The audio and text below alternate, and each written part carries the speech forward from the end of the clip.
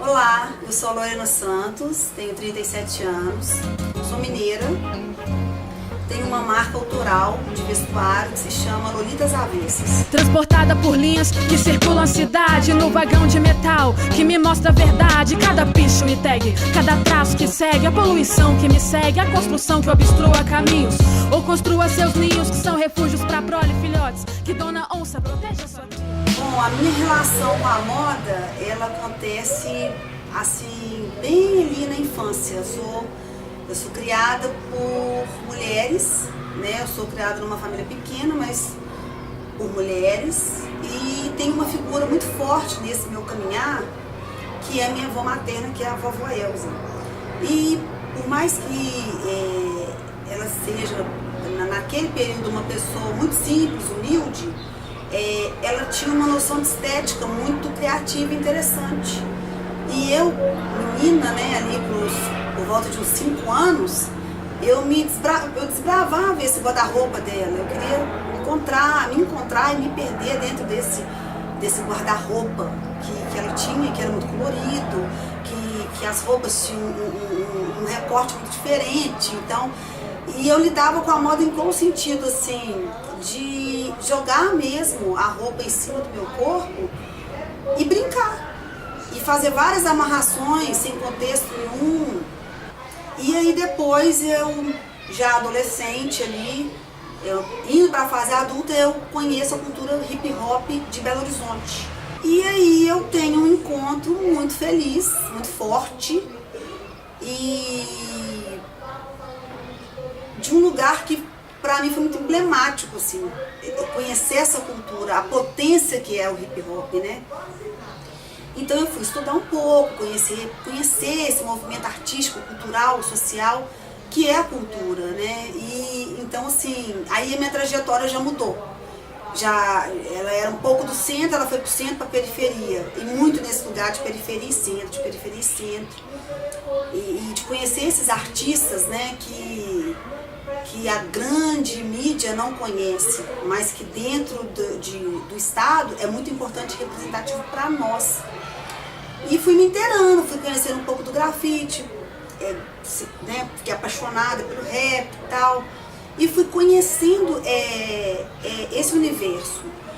E aí me incomodou, dentro desse cenário, a pouca participação das mulheres dentro desse lugar. Elas ocupavam um lugar de coadjuvante dentro de um lugar que é o hip hop, assim. Então aquilo começou a me incomodar, porque eu ficava assim, puxa, por que num palco tem 15 homens e tem uma mulher, e essa mulher tá lá no fundo?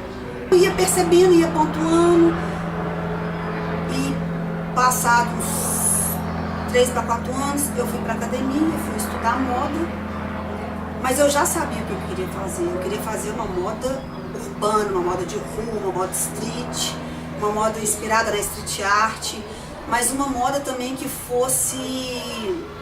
ela fosse inclusiva. Então eu percebo a moda como um local, moda para mim é uma ferramenta de comunicação. É onde eu tenho a chance de me comunicar com as pessoas, para além do vestuário, para além da roupa. A roupa é, de repente, uma desculpa para a gente conversar. E nem sempre as conversas, elas são bem-vindas, nem sempre o diálogo é bem-vindo quando a gente toca num lugar onde as pessoas não querem falar de certos assuntos, como o racismo, por exemplo, né? Então, eu acho que muitas pessoas estão acostumadas com a moda, assim, com a moda bonitinha, com a moda feminina e ponto. E quando a gente trata de assuntos que vão bater de frente com assuntos que vão trazer um desconforto, que vão fazer com que máscaras caiam por conta de comportamentos muito enraizados, aí a coisa muda mesmo, e aí acontece até enfrentamentos, né? Então, assim, eu venho desse lugar que é trazer a moda urbana, a moda de rua, a moda periférica, de potencializar esses corpos, que também já é uma outra luta, dentro da moda, né? Que é pensar numa modelagem que contemple uma mulher que vista P, mas que também contemple do mesmo jeito, com a mesma beleza, a mesma modelagem, o mesmo caimento, uma mulher que veste GG, né? E esse corpo GG, ele parar de ser um tabu. E outra coisa, né? A gente entender que o nosso padrão de beleza não é eurocêntrico, né? O padrão da mulher brasileira de beleza não tem nada a ver com o que a gente vê na passarela. Então é isso, então trabalhar com a moda no Brasil é desmistificar um tanto de coisa. E ao mesmo tempo também é comprar briga. Porque, por exemplo, vou falar da última coleção que eu fiz, que é Protagonistas, né? Eu fiz 3 trabalhos sequenciados em combate ao racismo. Ah, Lorena, mas por quê? Porque o Brasil é um país racista. E muitas pessoas ainda não entenderam isso. Que o Brasil é um território racista, né? Então, eu senti que eu tinha uma obrigação de fazer 3 trabalhos pontuais enaltecendo o corpo negro. O que é um corpo de luta, é um corpo de resistência. É um corpo diferente da mulher branca, Lorena? Com certeza. Porque as lutas são diferentes, as histórias são diferentes e as vivências, consequentemente, também. Aí você vê o tanto que as pessoas estão mal informadas, você vê o tanto que o racismo ele é institucional, né? E o quanto que o negro incomoda quando ele está em lugar de destaque. Quando ele deixa de ser coadjuvante e quando ele vai para o lugar de destaque. Eu acho que o que incomodou, na verdade, foi isso. A troca de lugares, né? Porque porquê da Protagonistas? Eu quis fazer uma coleção que contemplasse, que tirasse a mulher negra do papel coadjuvante e trouxesse ela para frente da câmera, para frente da mídia, para que essas mulheres pudessem contar um pouco da história delas, né? Igual a gente teve uma chamadinha que aí essas mulheres falavam nome, idade e profissão, porque nós temos profissão, nós estudamos, né? nós somos graduados, nós temos acesso à educação, então assim, é importante mostrar que o nosso povo estuda, que ele tem acesso à educação, que ele faz pós-graduação, ele faz mestrado, ele faz doutorado, né? Que ele tem profissões para além daquelas que por muitos anos nós fomos obrigados a exercer só aquelas. E eu não vejo nenhum problema com aquelas profissões, mas você segmentar um povo a trabalhar só em determinadas profissões, isso é injusto. Mínimo, isso é injusto. Chegou um momento que eu senti necessidade de fazer 3 trabalhos pontuais com mulheres negras. Mas aí vem vários desdobramentos, né? Por exemplo, nesse último trabalho, foi um encontro muito feliz, assim, porque nós tivemos mulheres negras trans. Então, nessa coleção, ela abordou vários temas, assim, a questão do trans, da mulher trans, a melhor idade. Nós trabalhamos a melhor idade com a Joana, que ela tem 62 anos e ela foi uma das protagonistas. Porque a gente sabe, né, que aqui no Brasil também a gente tem essa problemática, né, parece que a gente não pode envelhecer, né? Parece que a idade não pode passar. A gente tem que estar sempre bonita, a pele tem que estar sempre esticada e a gente tem que estar sempre gostosa. E eu não vejo as coisas por aí. Eu acho que o amadurecimento, existe tanta beleza no amadurecimento, é tão gostoso a gente sentar com uma pessoa que tem uma vivência diferente da nossa, que já está num lugar que a gente ainda vai chegar. E é bom a gente poder sentar, conversar, desabafar, sabe? Às vezes você está vivendo uma angústia e aquela mulher já passou aquilo ali e ela pode te orientar. Eu vejo muita beleza nisso. Numa mulher que carrega um cabelo grisalho, numa mulher que tem marca de expressão, sabe? Que tem mãos que foram de trabalho, mas que teve uma vida também de alegria. Então eu acho que é importante a gente trazer a maturidade para o universo da moda.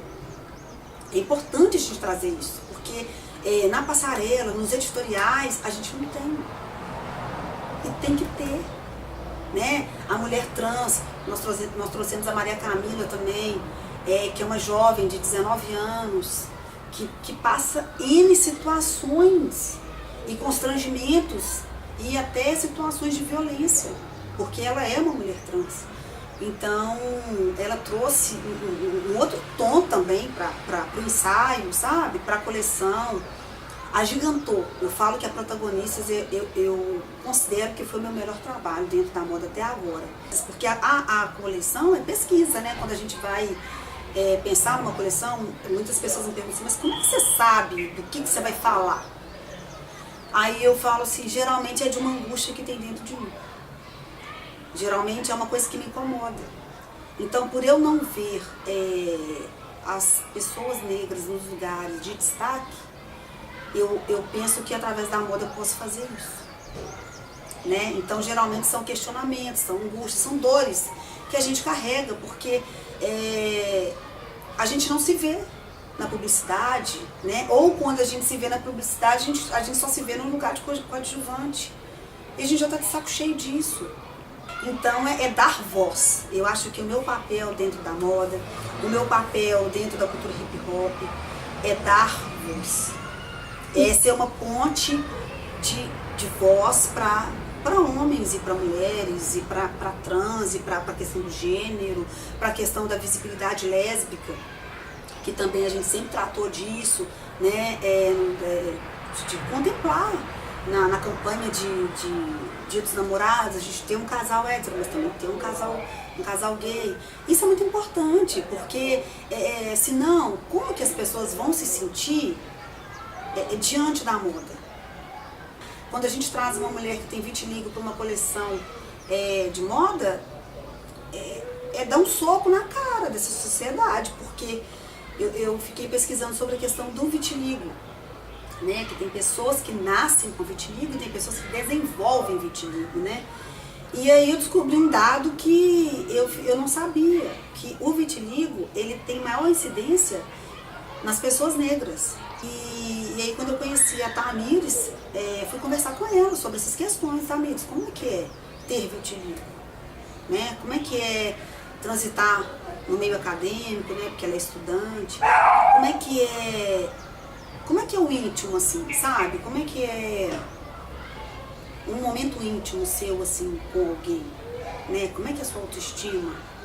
Porque a gente, às vezes, por uma celulite, uma estria, uma flacidez, as mulheres já sofrem muito, porque elas sofrem com ela e sofrem com o olhar do outro e sofrem com o olhar do parceiro ou parceira, né? Porque na hora da intimidade, desse ato de despir, tem muita dor também, né? E aí ela foi me contando várias coisas que ela já passou, várias coisas que ela passa. Então eu acho que tem que ter esse respeito. A gente tem que respeitar as diferenças, né? A gente tem que respeitar a diversidade de corpos, a diversidade de belezas.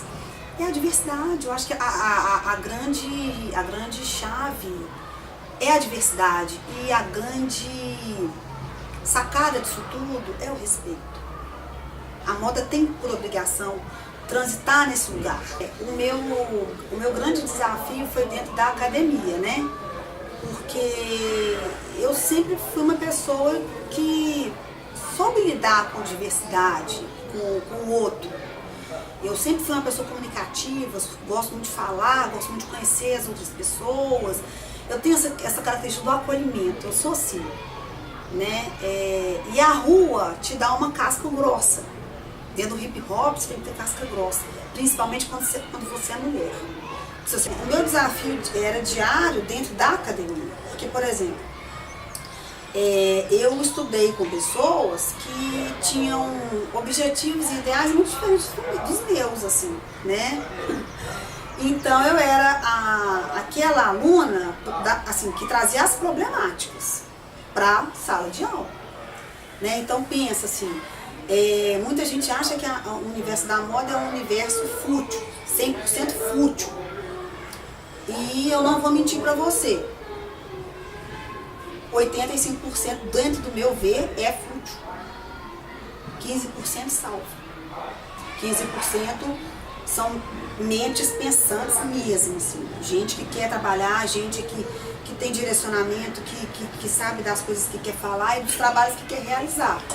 Mas a grande massa é muito fútil. Então, pensa dentro da minha perspectiva, né? Eu ali, uma aluna que queria tratar de assuntos sociais, sérios, né? Assuntos não tão agradáveis dentro da academia, era muito complicado. Era muito complicado para os colegas e era muito complicado para os professores. Porque eu levei uma realidade para eles que eles não conheciam, né? Então, assim, era complicado. Por exemplo, às vezes trabalho de criatividade. Né? Então, assim, é um trabalho que te dá a liberdade de você falar sobre o que você quer falar. Então, eu ia lá e falava sobre o machismo dentro da cultura hip hop, por exemplo. Ninguém queria falar sobre isso. Quem queria falar num assunto de criatividade dentro da moda e eu levar uma problemática grande, que é o machismo, dentro da cultura hip hop, por exemplo, né? Ou da gente fazer um processo criativo e aí, dentro das minhas pesquisas, eu descubro que a representatividade da mulher dentro da história foi pouca e eu quero debater isso. Então, assim, os meus assuntos, eles eram sempre muito ácidos pro gosto das pessoas que eu convivia lá, né? Então, assim, por exemplo, quando eu ia apresentar um trabalho, aí eu escutava, nossa, lá vem a Lorena falando de rua. Nossa, lá vem a Lorena falando de problema social. Ou então, lá vem a Lorena, política da ação. Eu vejo isso como incomodar as pessoas. Eu dentro do meu engajamento pessoal e profissional, eu incomodava os outros, né? Mas para mim era super natural falar sobre outros assuntos. É claro que eu estava interessada em saber do mundo da moda, das tendências, da história da moda, do costurar da moda, de como a moda nasce e tal. Claro, com certeza, porque a moda é um contador de história. Ela vai contar a história o tempo todo. E a gente não pode deslegitimar essa ferramenta por conta de devaneios, de lunáticos, que acham que a moda é uma coisa... Não, gente, a moda acontece em tempo real. A gente tem um tanto de assunto para falar. A gente tem um tanto de coisa para denunciar através da moda, sabe? Então, eu não posso perder tempo com seu achismo, eu não posso perder tempo com seu devaneio. Não, a moda é um soco no cara. Ela é isso. E ou você está preparado ou não está. Mas você também tem liberdade para atuar onde você quiser, sabe? Eu acho que você tem liberdade para atuar aonde você quiser. Eu fiz 3 coleções densas, pesadas. Acho que agora eu quero falar de uma coisa um pouco mais leve, de repente. Porque, assim, pelo menos assim, dentro do que eu vivo, é sempre um processo de metamorfose. Eu nasço e morro sempre em cada coleção que eu lanço. Então, toda vez que eu escolho um tema para falar, existe a parte da criação, que geralmente, para mim, vem com muita angústia, que tá tudo na cabeça, até a hora que eu ponho para fora e ela sai de tudo que tá no meu intelectual, do meu processo cerebral, até chegar na ponta do meu dedo e ir pro papel. Então, ela foi pro papel, eu tirei ela de dentro de mim, né? E aí a gente vai para a parte prática, que é fazer os testes, fazer a peça piloto, experimentar nos corpos, testar tudo. A gente tem que testar tudo, é a parte técnica mesmo da coisa, né? E aí eu sempre trabalho com parceiros, assim, com fotógrafos, com maquiadores. Geralmente eu trabalho com permuta, então eu faço assessoria de imagem, produção de moda, customização para eles. Às vezes precisam de uma produção de moda, eu faço. Então a gente sempre trabalha assim. E aí eu levo para eles o que é a coleção, o que eu pensei, idealizei. E já trago uma cartela de pessoas que eu penso para aquela coleção. Para eles já se ambientarem, entende? Para que eles já se ambientem com aqueles rostos, com aqueles corpos, com as singularidades que cada mulher tem, né? E aí que a gente vai pro negócio, assim.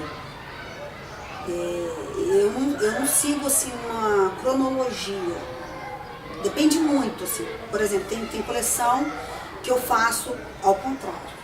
Por isso que é as avessas, porque eu não sigo um caminho já delimitado. Eu sigo o que eu acho que eu tenho que seguir. Entende? Assim, é o caminho que eu acho que eu tenho que fazer. Então, por exemplo, já teve coleção que eu idealizei toda na minha cabeça, fiz os croquis, fiz os testes, e aí vem a parte do negócio toda, que aí tem uma pessoa que me ajuda, que é meu irmão, que ele tem uma visão muito boa de mercado, ele já foi consultor, já trabalhou nessa área, então ele me ajuda muito nisso. Então geralmente eu passo por esse lugar, mas eu já fiz também caminho contrário, então depende muito, depende de como que a inspiração bate. Depende de como ela vem, sabe? Eu sempre falo que é um encontro. É um encontro, assim. Às vezes é um encontro com uma aflição que você tem, às vezes é um encontro com uma coisa que é uma dor do outro, que você tem a possibilidade de fazer, de falar. Mas é importante sempre respeitar o lugar de fala, o lugar do outro, né? Então, passa por isso, assim. Sou eu que idealizo a coleção toda. Eu já sei o material que eu quero trabalhar em relação a tecido, em relação a caimento, a corte. Eu tenho uma costureira que não trabalha só para mim, ela trabalha para outras pessoas, mas ela também me atende. E tem os parceiros, que são os fotógrafos e maquiador. Né? Mas eu digo que o grosso mesmo passa por mim, assim. Por exemplo, sou eu que sento para fazer o release, né? Sou eu que faço a comunicação da marca sozinha, né? Então, assim, eu que alimento as redes sociais, sou eu que idealizo, sou eu que crio, mas eu preciso sim de ajuda para executar a peça, né? Porque eu não costuro, né? Modelo pouco, bem pouco mesmo, então eu costumo dizer que nem modelo, né? Então eu preciso sempre de um profissional que modele e corte, sabe? Eu preciso dessa ajuda, mas a minha rede mesmo é pequena. O que acontece? A Lolita não é apenas uma marca de vestuário. Ela tem causas, né? Ela tem lemas, assim, ela tem parcerias. Então, por exemplo, no ano passado, dentro da programação da Diversas, eu e mais uma pessoa, nós organizamos um desfile só com mulheres da ocupação, mulheres de ocupação. E foi muito mágico, assim, foi muito... Eu já tinha dado oficinas para mulheres de ocupação, mas eu ainda não tinha conseguido fazer um trabalho mais direcionado com a moda mesmo, com elas. E foi muito rico. Primeiro porque a gente sai da nossa área de conforto para conhecer outras realidades, né? E de conhecer esses corpos que têm outras lutas diferentes das nossas, né? Então foi muito rico, assim, porque a gente pôde ouvir muita coisa, a gente pôde ver muita coisa. E uma coisa que me deixou muito assim abalada foi a questão da autoestima. Que a autoestima da maioria é muito baixa. Elas não se veem como mulheres, assim, mulheres, como qualquer outra, mulheres desejáveis, mulheres bonitas, mulheres inteligentes. Eu senti isso muito em grande parte delas, assim, sabe? Então a gente foi fazendo vários processos com elas, assim. Então tinha dia que ia eu e uma trançadeira pra gente pensar no cabelo para aquele desfile, né? E aí elas foram descobrindo o cabelo que elas tinham, né? E depois a gente foi e fez um trabalho corporal, de linguagem corporal, para soltar aquele corpo que é tão massacrado pelo dia a dia, né? As mulheres têm, sei lá, 3, 4, 5 jornadas num dia de trabalho, elas têm que dar conta de tudo, então, aonde que fica, né? aquela mulher, né? E depois a gente fez um encontro delas com o vestuário. E assim, reações inúmeras, tipo, meu Deus, sou eu. Sabe? Delas se olharem no espelho e falar, essa sou eu mesmo? De não acreditar, de falar, nossa, como eu tô bonita. Não, você não está bonita, você é bonita. Você é uma mulher bonita. Teve um outro que nós fizemos esse ano também, foi um encontro das mulheres do hip hop com as mulheres do reggae. Né? As mulheres do reggae, elas têm uma representatividade muito grande, mas também sofrem muito com o machismo, assim como nós, mulheres do hip hop, né?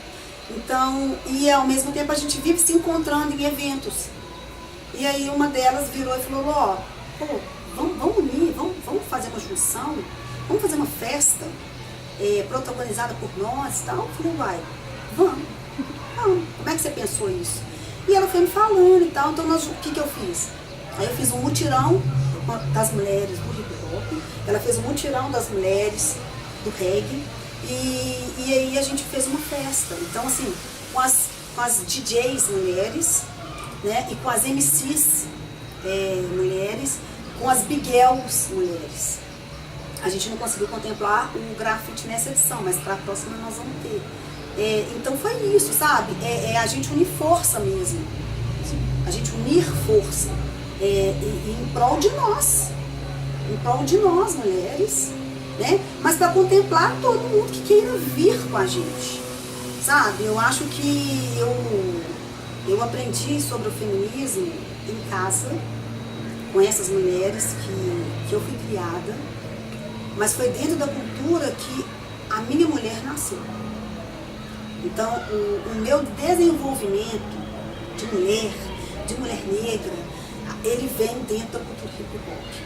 Mas como que foi o meu encontro da moda com essas pessoas, né? Foi vestindo as pessoas. Eu fui criando roupas. Inspiradas na cultura hip hop. E o público, e os artistas, e os produtores foram gostando e foram comprando as roupas.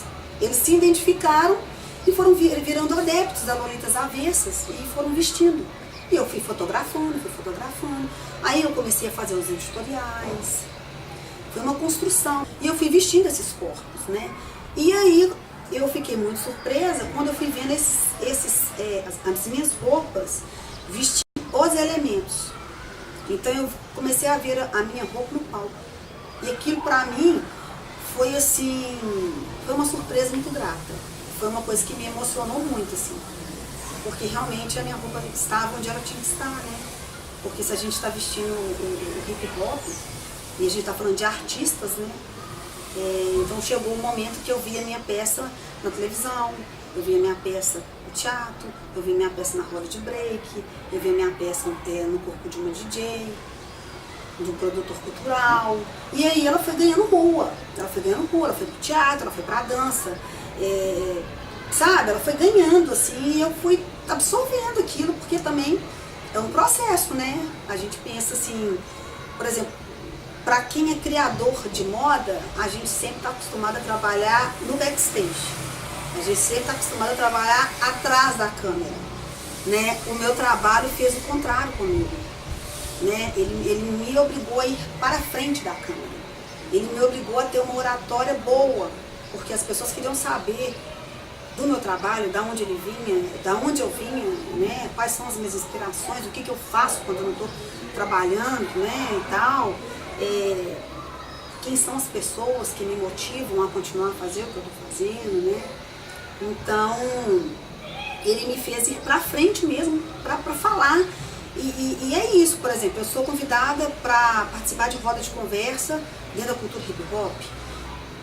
Eu sou convidada a participar de uma roda de conversa sobre empreendedorismo, economia solidária, né? Moda criativa. Então a gente vai permeando por lugares, assim, não tem um lugar fixo, né? Você vai, cada hora é um desafio novo. Os desafios não param, né? Eles não param. Então cada hora você é desafiada para uma coisa diferente. Por exemplo, quando eu comecei a ser convidada para participar de roda de conversa dentro da cultura hip hop, eu me assustei. Eu falei, pai, por quê? Que as pessoas estão me chamando para fazer parte de uma roda de conversa sobre o hip hop, sendo que nós temos mulheres inseridas dentro dessa cultura e que podem ir falar. Isso é o machismo. É você deslegitimar mulheres que estão inseridas no 4 elemento e trazer uma que também está inserida, mas ela não está na linha de frente, igual as outras estão, né? E você quer trazer aquela mulher para falar. Então, assim, eu ficava muito constrangida com isso, porque eu falava, puxa, as mulheres estão trabalhando tanto, elas estudam, elas pesquisam, elas levam o nome de Minas Gerais para fora, sabe? E tudo bem, para mim é um prazer vir aqui falar da cultura hip hop, da minha vivência de 15 anos dentro da cultura, mas, poxa, cadê essas mulheres? Então eu comecei a questionar isso com as pessoas que organizavam os eventos. Eu chegava e trazia essa problemática. E a gente discutia por várias horas até. Eu falei, poxa, olha, aqui, né, nesse elemento tem essa mulher, nesse elemento tem essa mulher, nesse elemento tem essa. Cadê as mulheres? E aí as coisas começaram a mudar. Eu poderia ter ficado na minha área de conforto e ficar em várias rodas de conversa o tempo inteiro. Mas isso não é justo. Isso não é a educação que eu recebi, isso não é o feminismo que a gente compartilha, né? A gente tem que seguir juntas. Então eu comecei a questionar isso. E aí elas começaram a aparecer. Ah, então na roda de conversa tem a tal pessoa. Ah, ok. Entende? Então assim, a gente tem que bater de frente. Tem que bater de frente porque a maioria desses eventos é feito por homens. Então eu bati de frente com eles com a educação. Falei com eles, não, tá errado. Tá faltando um elemento aqui. Porque tem 3 elementos masculinos e tem eu, que não sou elemento. Eu tô para além dos elementos. Mas nós temos mulheres que são elementos. Tem 20 anos de carreira. Essa mulher tem que estar aqui. Então comecei a fazer uma construção com eles. Entendeu? Comecei a fazer uma construção com eles. Então é isso, é para além. A moda, a Lolita, é uma construção para além, assim. Eu acho que quando a gente percebe que tem uma problemática, a gente tem que sair daqui e tem que tentar resolver. Porque às vezes o olhar tá só assim, ó. A gente tem que chegar lá e falar, querido, acorda. Eu sou uma pessoa observadora. Sempre fui. Desde pequeno. Então, é isso. Tudo passa pela minha ótica. Mas também passa pelo meu tato, sabe? Então, assim, eu acho que passa pelos meus sentidos. Eu sou uma pessoa que observa tudo, assim, mas não é aquela pessoa enxerida, não é isso. Eu sou uma pessoa observadora, eu gosto de aprender, eu gosto de conhecer outros saberes. Então, eu estou sempre atenta às coisas. Mas, acima de tudo, eu estou atenta às pessoas. Eu gosto de pessoa. Sabe? Eu gosto de investigar as pessoas. Eu gosto de olhar a pessoa e ver as características dela, pelo vestir. E tentar descobrir o que é aquela pessoa. Eu sempre fui assim. Sabe? Eu gosto disso. Você quer ver um exercício? Pra mim é isso. Me solta na Praça 7, eu fico doidinha. Porque eu fico estudando todo mundo. Porque eu quero saber um pouco mais daquela pessoa. Sabe? Então o meu encher é disso. É através da ótica. E se eu tiver oportunidade, é ouvir a pessoa, as coisas, as reclamações, é perceber as coisas. Então eu preciso me encher daquilo, eu preciso me encher. Música é uma coisa que me ajuda sempre. Eu só crio escutando música. Eu não faço nada sem ouvir música, eu escuto música o tempo todo. Então assim, eu gosto muito de pôr meu fone, eu sempre geralmente saio cedo, vou fazer minhas entregas, vou visitar meus clientes, vou comprar material que eu preciso, né? Tem a rotina de trabalho. Aí no final do dia, quando eu posso, eu vou ao teatro, vou ao cinema, vou a uma exposição, vou sentar com uma amiga pra gente conversar, né? Vou numa roda de conversa, sempre que eu posso. Sou uma pessoa que ando muito, converso muito, escuto, eu gosto de ouvir. Sou uma pessoa que gosta de ouvir. Então, eu acho que o me encher e o me esvaziar passa por isso, pelo olhar, pela escuta, pelo tato, sabe? É nesse lugar que eu sempre ando, assim. Às vezes eu tô andando na rua, escuto uma frase, anoto. Olha, que coisa. Entende? Anoto. Uma coisa que tem me instigado muito ultimamente é poesia. Eu vou muito no Islã. O Islã vocês já ouviram falar no Islã? O Islã, então eu vou muito no Islã. E lá eu vejo tanta coisa, escuto tanta coisa, e vejo jovens tão potentes, sabe? Com históricos de vida tão pesados, densos, mas que eles também carregam uma alegria muito grande, uma pluralidade muito grande. Então eu tenho andado muito por ali, sabe? Tem hora que eu saio meio perturbada de lá, porque é muito denso. A luta dos jovens é muito densa. São diversas. Mas como ele é um compacto, fica tudo junto. Então a gente tem dia que eu saio de lá um pouco perturbada, porque são muitas vozes, né? Mas é muito rico. Eu vou com meu caderninho, eu escrevo, eu rascunho, entendeu? Então eu tô sempre por esses lugares que a rua me dá. O meu lugar é na rua, eu não me vejo em outro lugar. É ali que eu tenho tudo que eu preciso. As mulheres, elas nos veem, então elas se inspiram. Do mesmo jeito que eu me inspiro em outras mulheres, em outras irmãs de caminhada, né? Então passa por esse lugar. Eu acho que eu tenho uma admiração de uma mulher que deu certo, que trabalha muito e que está conquistando as coisas aos poucos, degrau por degrau, e está caminhando. Né? Então, quando ela me vê, ela se vê. Quando ela me vê em um lugar de destaque, ela fica feliz porque ela vê que é possível ela estar ali, né? E eu acho que elas gostam da Lolita, porque a Lolita é uma moda, ela é descolada, ela é original, ela vai vestir corpos que são reais. Eu acho que é isso a mensagem, assim, a grande atitude da Lolita é vestir corpos reais, sabe? É vestir um corpo GG, mas é vestir ele com excelência, é vestir ele, sabe, de uma forma bonita, respeitando o corpo, a silhueta daquela mulher, sabe, fazendo com que ela se sinta uma rainha, que ela se sinta uma dama. A hora que ela vista a sua roupa, ela fala, nossa, como eu tô bonita hoje. É isso que a gente quer, né? A marca quer isso, é fazer com que essas mulheres se cubram para encarar as suas jornadas de trabalho, que não são poucas, que elas se sintam confiantes para encarar uma entrevista de emprego, né? Uma reunião, uma roda de conversa, para defender seu doutorado, para na hora que elas estejam ali na frente de milhares de pessoas, que aquela roupa faça com que elas se sintam gigantes. É isso que eu quero.